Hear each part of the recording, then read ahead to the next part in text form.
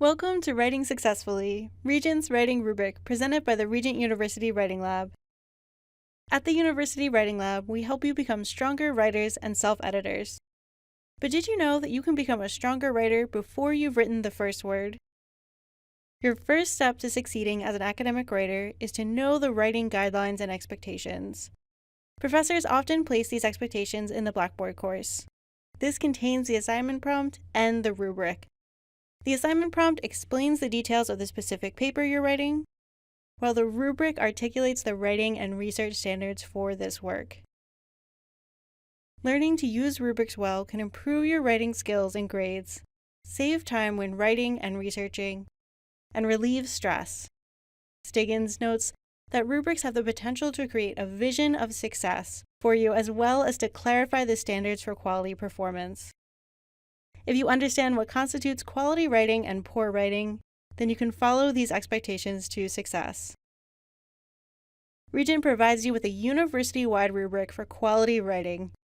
While some disciplines add in additional expectations that relate to your area of expertise, the base rubric matches the standard for writing. Regent's writing standard evaluates your papers based upon 5 facets: a strong thesis, well-thought-out organization, development, and support, formatting according to your discipline, your writing style, and mechanics. If your paper encompasses all 5 areas well, your writing will be polished and focused. In addition, your paper would score higher on the rubric and receive a superior grade. Since the rubric gives you the expectations for the assignment, your writing process becomes smoother and less stressful if you use this rubric as a guideline to help you plan out the paper.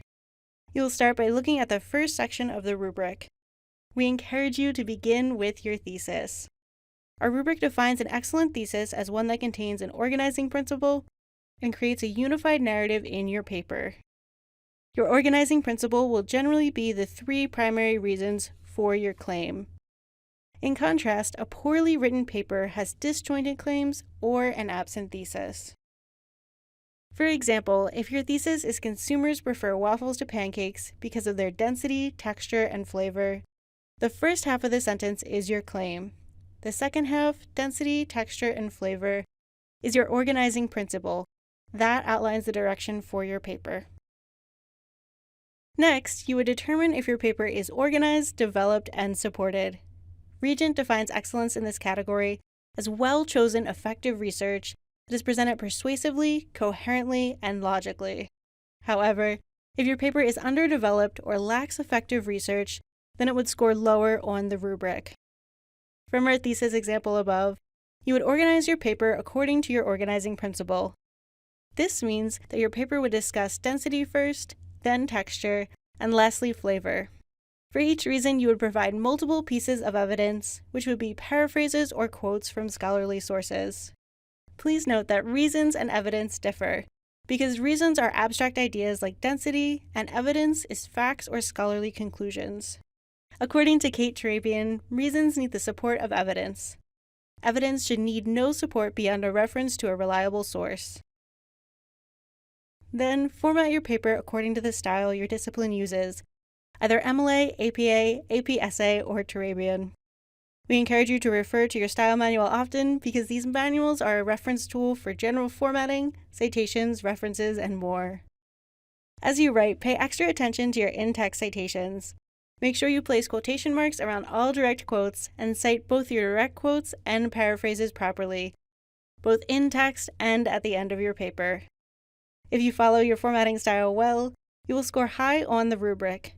If you miss formatting, though, your score would be low. In addition, absent or inconsistent citations count as plagiarism. Lastly, you would want to verify that your writing style is polished and appropriate for your audience according to Regent's Universal Rubric. After you've written your paper, we recommend that you read the paper out loud, which helps you hear the flow of your writing. You can check for both writing style and mechanics this way because it is easier to hear grammatical errors as well as your tense and diction. In order to receive a higher score on mechanics, your paper would need to be free of errors rather than having frequent errors throughout. If you follow all 5 categories of the rubric, you are on your way to becoming a successful academic writer. If you have any additional questions, the Writing Lab is happy to help. We offer scheduled appointments, virtual walk-in sessions, and resources at www.regent.edu/writing. But for now, thank you for watching and making the most of your Regent experience.